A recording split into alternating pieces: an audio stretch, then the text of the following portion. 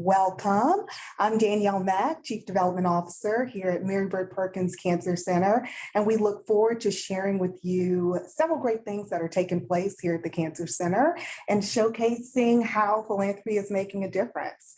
And so we're honored to have Dr. Jonas Fontenot, Chief Operating Officer, and Dr. Charles M. Smith, Chief of Physics, joining us today to share some of these updates. Welcome. Thank you. Thank you so much for being here. So I'm just going to jump right on in. Sure.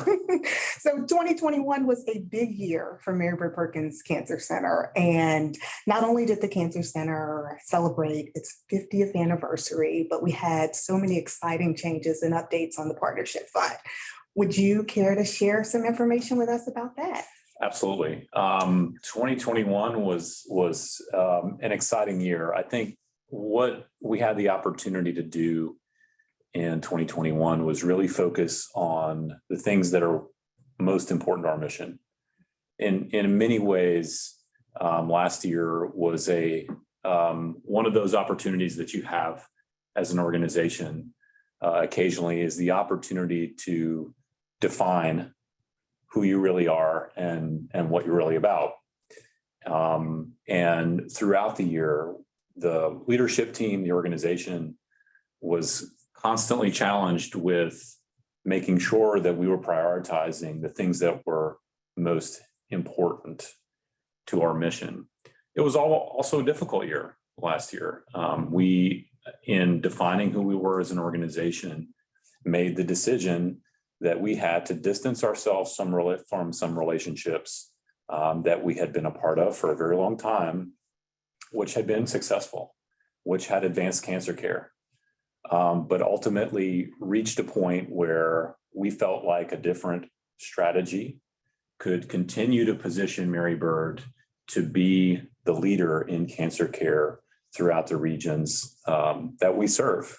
And so that's what the year was about, was defining what that new pathway would look like. Some things were new. Some things are taking advantage of strengths and relationships that have been part of the organization for a very long time. The partnership with One Oncology is a new partnership for us entering into this year. That partnership is squarely focused on executing our strategy around community oncology to be the market leader in connecting patients with high quality cancer resources in the communities that they live in.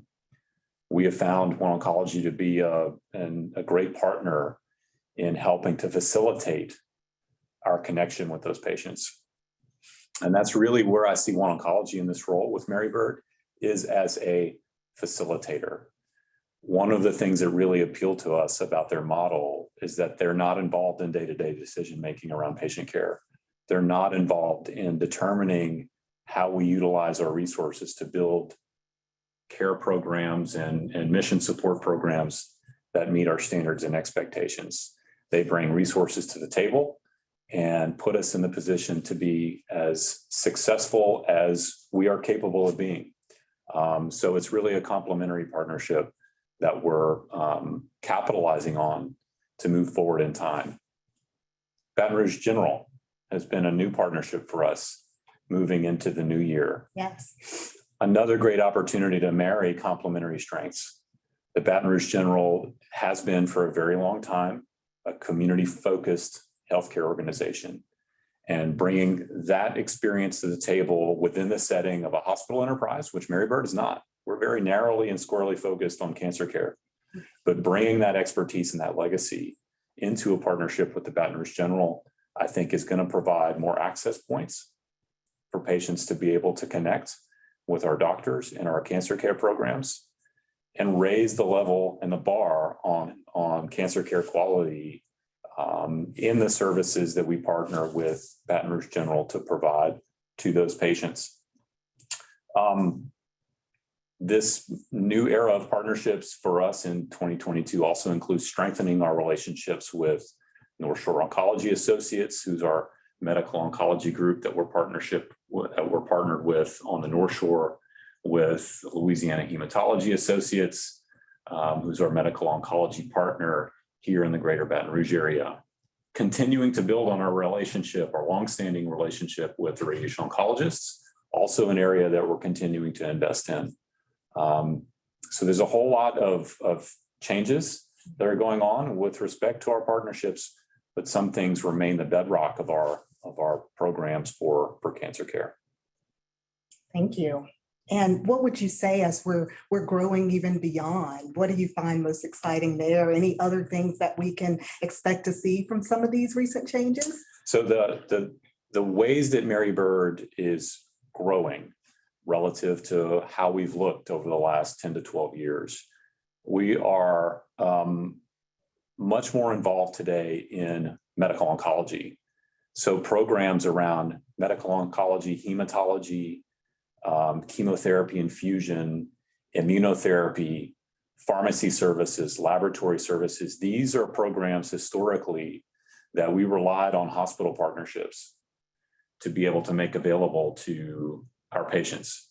But now as we move in more strongly into community oncology, these are now programs that Mary Bird is furnishing ourselves, and that we're utilizing our relationships with the physician groups that I just mentioned with One Oncology to make sure we have access to the full set and full complement of resources that we're going to need to be the market leader in medical oncology and related services. So that's a new area of growth for us. Expansion opportunities in the upcoming year. We are going to continue to capitalize on our strength in outreach and early detection. It's been a hugely successful program in connecting with the communities that we serve. I think we screened our 100,000th patient. Very exciting. Last year, which was an important milestone. And thanks to a partnership with Blue Cross, we have plans on expanding those early detection services to the Delta region of Louisiana in the upcoming year as well.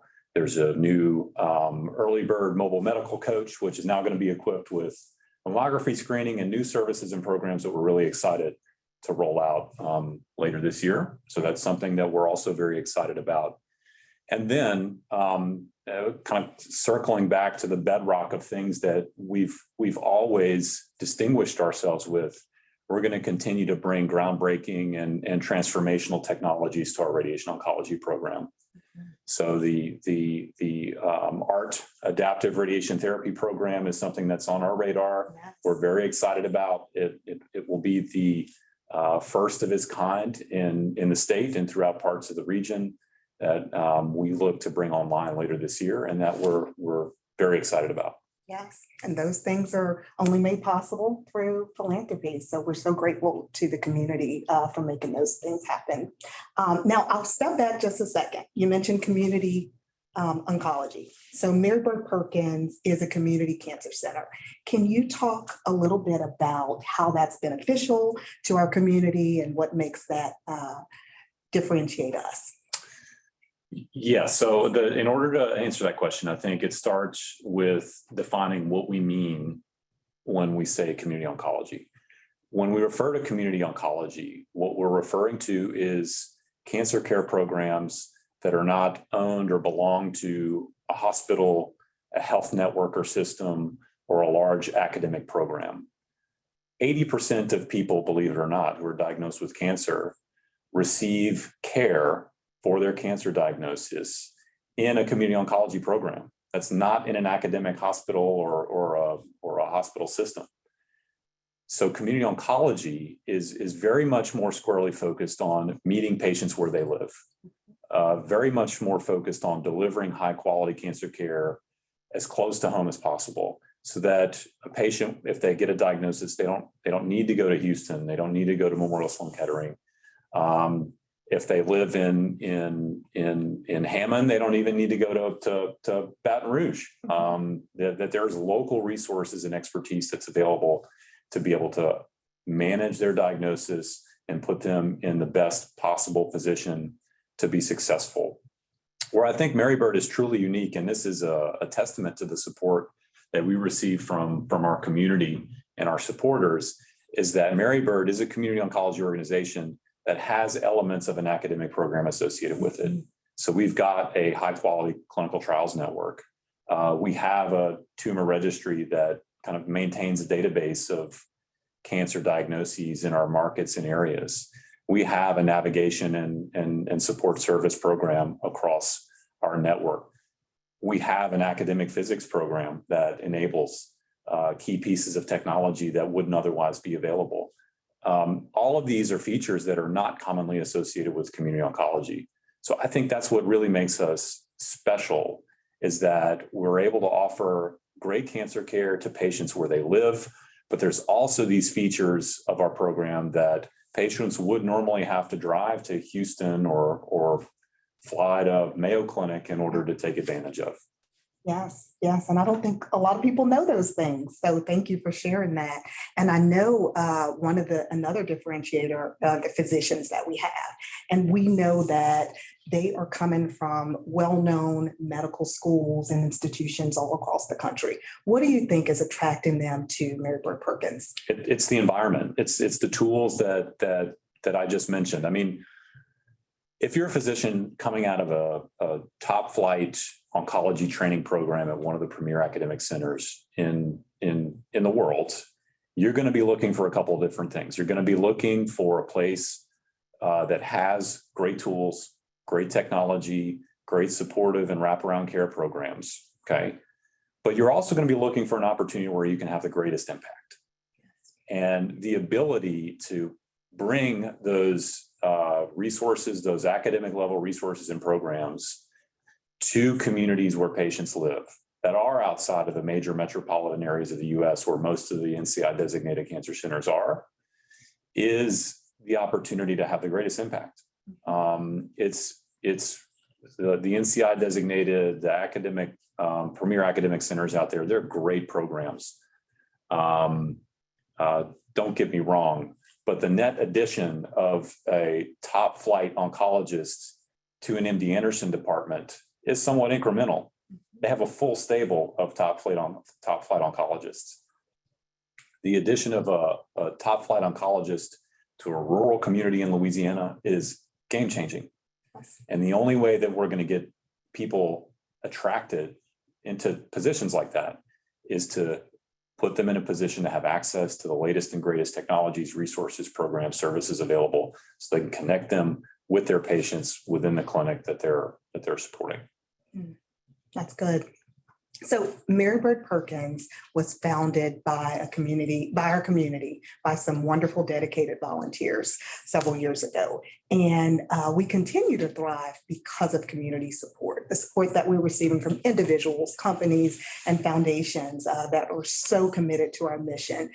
Tell me a little bit about how philanthropy impacts what you see every day and how. It's a great question. And I'll start with just a personal anecdote from my own experience that I may have shared with a few of you who are listening today. So I personally, I'm a medical radiation physicist by training. I went through the MD Anderson program in Houston, never expecting that I'd come back to Louisiana after I left the state. So spent a number of years in Houston, did my clinical training there, and then started looking for an opportunity where I'd have great resources and tools and technologies available and where I could make the greatest impact. So kind of a similar story as I was talking about earlier, and didn't know much about Mary Bird at the time, but had a mentor of mine who was here and asked me to come and take a look at the program. And what I found when I got here were all the things that I just mentioned. I had the ability to really be able to create a foundation that had elements of clinical practice, that had elements of research, education, teaching, training, professional service. All of that was here, but it was in a community setting, and that was serving a community that I grew up in, and that was really appealing and special to me. That's ultimately what drew me here. What I didn't appreciate or pay much attention to at the time was why those resources were here, why this particular community cancer center had access to those types of technologies that most community oncology programs don't have access to. To be honest, it didn't really concern me at the time. I just knew that they were here and I knew that I wanted to be a part of it. And I jumped in to the deep end and was very productive in the clinical and academic areas of the department. But the longer I spent with the organization, the more clearly I came to see the reason why these assets, why these technologies and programs existed in the first place. And it wasn't because of our, margins on patient care operations that were funding these services and programs. It wasn't through some other channel of resources that all healthcare organizations have access to. It was because of the connection with the community that this organization has that manifests itself in the giving of people of their time and resources that create the environment that these things exist in, and in many cases are directly responsible for the things that exist within them. Yes. The ART project, the Adaptive Radiation Therapy project I mentioned just a few minutes ago, is a perfect example of that. It's a leading edge technology. Mm-hmm. In most cases, the healthcare economics of the US are such that reimbursement and payments for patient care often doesn't keep up with technology. So for most community cancer centers, what that means is that technologies have to become mature and have to have been well established and widely available for there to be an economic model that makes it possible to bring into a program. But for us, our community, our donors, our supporters are inspired by our mission. They see the value in what technologies like this can do. And so they step in and make it possible immediately. And so we're able to bring leading edge technologies to a community oncology program in ways that wouldn't be possible without their support. So that's true about technology. That's true about our early detection and outreach programs. That's true about clinical research. That's true about our navigation and support service teams. I mean, there's just an exhaustive list. So many things of programs that would not be here but for support from the communities that we serve. And we continue to be grateful for that generosity and that support from our community. So I'll ask you one last question. Sure. What are you most excited about when you look at our vision for the future? What are you most excited about? So I have to separate that into a couple different categories, right? Okay. And one is going to go back to my technology nerd roots in physics. Okay. I'm really excited about this adaptive radiation therapy project that's coming on board. Personally, professionally, just because of my background and interest. I mean, it's such transformational technology. Game changing. That I think is going to have a lot of value to caring for patients, in particular who have difficult diagnoses. I think there's a lot of opportunity there, and will serve our entire enterprise. So this isn't just a Baton Rouge centric tool that we're going to bring online in a similar way that we brought on the Gamma Knife. The Gamma Knife, which is specific to brain disease, it's one piece of equipment that serves our entire enterprise. So I'm really excited to bring that forward to the community and make it available for patients or doctors who see the value in it. Strategically, what I'm really excited about is our accelerating progress toward expansion into community oncology. Just by the nature of the partnerships we were part of historically, really sort of made it difficult for us to expand access to certain programs and services beyond the four walls of the major cancer center destinations that we had created around those partnerships. So the real opportunity that I see moving forward is our ability to now bring these programs and services in more depth, in more scope, into communities where people live. I think we're going to find a lot of enthusiasm around that kind of model, not only in the markets that we're serving now, but also in the communities where there is no Mary Bird today.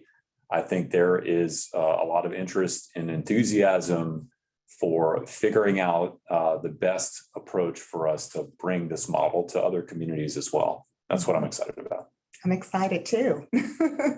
And before we wrap up, we definitely, and I should have mentioned this at the beginning, we have Jody Connican, our VP of Marketing Communications, on the line, who's here to help us answer any questions that our audience today might have. But is there anything else that you'd like to add before you direct those questions to the question and answer box? Is there anything else you'd like to share? I'd just like to thank everybody who tuned in today and is participating in the webinar, whether you're watching it in real time or a pre-recorded or a recorded version of it. I mean, your support makes a difference. And I would tell you, and I have no hesitation in saying this, that because of the many programs that are here, because of your support, there are people like me who would not be here and part of this organization as a function of your support. So I just want to thank you for your commitments and your passion for our mission, and look forward to demonstrating as we move forward that we're going to continue to utilize your support in the highest impact way as we possibly can. Thank you. Very well said. Well, I'll jump in. We do have a couple of questions for you. Danielle, this one may be for you. How does cancer services fit into the philanthropy and overall mission of Mary Bird Perkins? Absolutely. I am happy to answer that. In our community, there is a tremendous need for resources beyond treatment. And cancer services has been a part of our community for more than 60 years, a valuable resource, and always been a special part of the Mary Bird Perkins family. And about 4 years ago, we strengthened our relationship. We joined forces, and Mary Bird Perkins has been here to help provide key operational support to ensure 100% of donor support goes to support and fuel the mission of cancer services. So many great things that are taking place at Cancer Services. We just finished a full remodel renovation of the facility, and so many of those programs are coming back online. The Children and Family program, which is beloved by so many in our community, and Cancer Services still stands as a resource to serve anybody touched by cancer in the community, no matter where they're being treated. So excited about the growth and progress there. We got another question that came in. We talked a lot about screening services and expansion through screening services. Dr. Fontenot mentioned the 100,000 persons screened. There was a question about the continued expansion of that program across the Delta region and how that's going and how it's supported. Sure. You want me to take that one? Sure. Yeah. We're actively, I think we had a brief update call just yesterday on the status of the Early Bird 3 that's currently under construction. And I think the timeline was somewhere around June. Late summer. Later in the summer, maybe, for that to be completed. And that's going to be the backbone upon which we kind of roll out our screening services. I think there are existing resources that we can take advantage of, that we have taken advantage of. There have been, I think, some screening opportunities that have been made available in the Delta region, and the Early Bird 3, I think, is really going to accelerate our productivity in bringing those programs and services to the Delta region. Yes. Very excited about the growth there. And I think we'd be remiss without mentioning Blue Cross Blue Shield and some of our other government partners who've come to the table with us to make sure those services are met. So we do appreciate all of those donors as well. We got a question about the surgical aspect of cancer care and how we partner. So Dr. Fontenot, I think that one's probably for you how does that fit into our expansion and our coverage? Yeah, that's a great question. Outpatient oncology, or a cancer diagnosis in general, is very complex. It requires many different specialists. Ask any cancer patient or their caregiver who's been through the process, and they'll tell you about the dizzying number of appointments and types of doctors that they've had to see throughout the continuum of their diagnosis and into treatment and survivorship. Surgery is a key piece of how cancer patients are managed. Not all cancer patients receive surgery, but many do. And it's important to keep in mind that one thing that I mentioned before is that Mary Bird we're not going to be all things to all people. We're focusing squarely on outpatient oncology care. We're never going to be a hospital. And so for a patient who needs an intensive surgery around cancer, we're going to be partnering with the local hospitals in the communities that we serve to make sure that the operating room environments and the inpatient and critical care services that are available in those hospitals are consistent with the standards that our patients and the surgeons in the region need to be successful for those patients. So I would tell you that we talk a lot about partnerships, and we talk a lot about strategic partnerships, which we have, and we covered a little bit at the beginning of this. But it's also important to know that in every marketplace that we're in, we're going to be collaborating with hospitals, physicians, providers, leaders of every healthcare organization in the communities that we're in, because we collectively and mutually recognize that we all have to collaborate to make sure a patient who has a diagnosis gets the access to care that they need to find their most successful approach into survivorship. Great answer. We also got a question about the recent announcement for the funds going to LSU related to potential NCI designation, and just a question about how does this impact Mary Bird Perkins, and what does this mean for the future related to cancer care in Louisiana?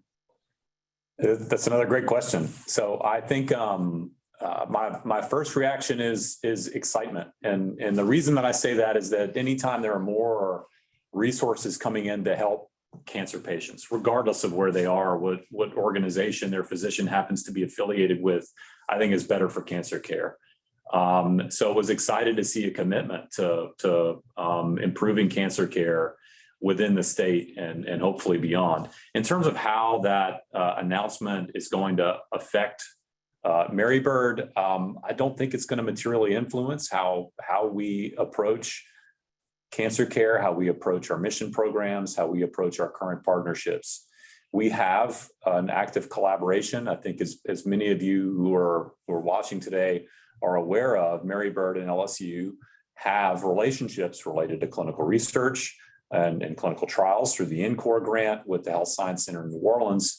We have a strategic partnership with LSU A&M College here in Baton Rouge around our academic medical physics program.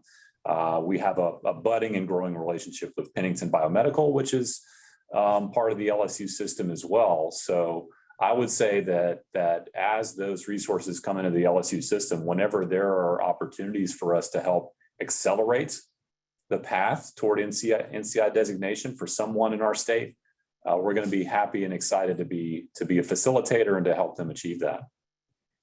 Great. And as you were kind of explaining that, an additional kind of comment came in related to clinical trials. Could you talk a little bit more about the expansion of clinical trials in our facilities? There was actually a speech that Dr. Varnado did recently talking about some future trials and what he would like to do as far as transformational research here at Mary Bird. And didn't know if you had the opportunity to maybe speak to that, Jonas.